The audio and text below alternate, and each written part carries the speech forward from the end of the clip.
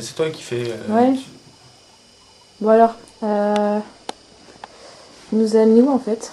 Bah là en fait, c'est une cabane qu'on devait construire et voilà, c'était pour un projet, on avait fait ça. Une cabane en quoi?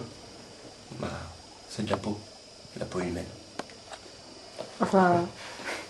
Il y a Ouais, un quoi. exemple, je rigole.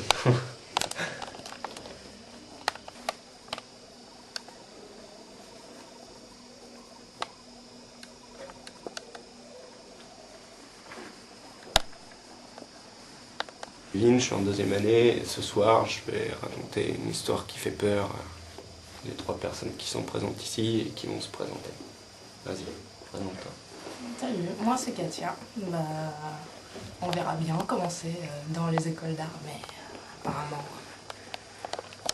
la soirée d'Arte commence par des trucs chelous. Bah, il paraît qu'on va nous faire peur, mais on verra qui est le loup et l'agneau. Moi c'est Mickaël, je suis en première année dans le groupe B, donc j'ai bien envie d'avoir les chocottes.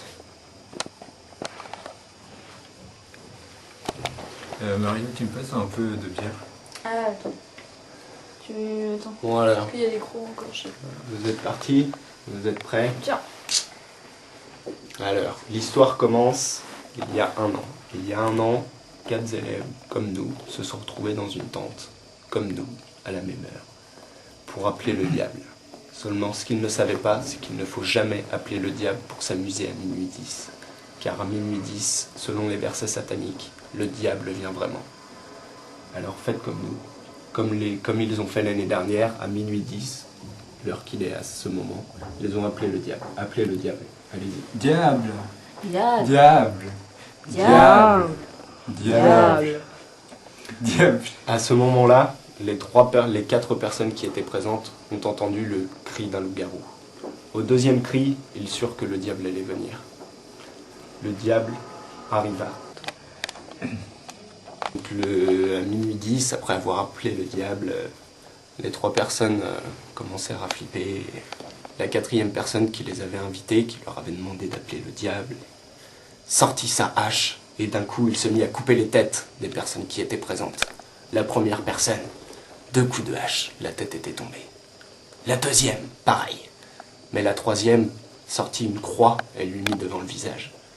Kevin, qui était présent et qui racontait l'histoire, mit sa main devant son visage pour se protéger du maléfice. Marilou prit alors la hache et voulut lui couper la tête, mais la personne s'enfuit. Elle se rendit compte qu'il y avait du sang partout. Elle prit une éponge, épongea le sang. Et là, elle le but, entièrement, tout le sang des 2 personnes qui étaient mortes. Elle le but, et elle devint un vampire. Un vampire avec des grandes dents qui commencèrent à lui pousser. Et là, elle voulut tuer la personne qui avait découpé les 2 autres personnes à la hache, mais ce n'était pas possible, car cette personne était vraiment un tueur. Et oui, c'est moi, je vais vous tuer!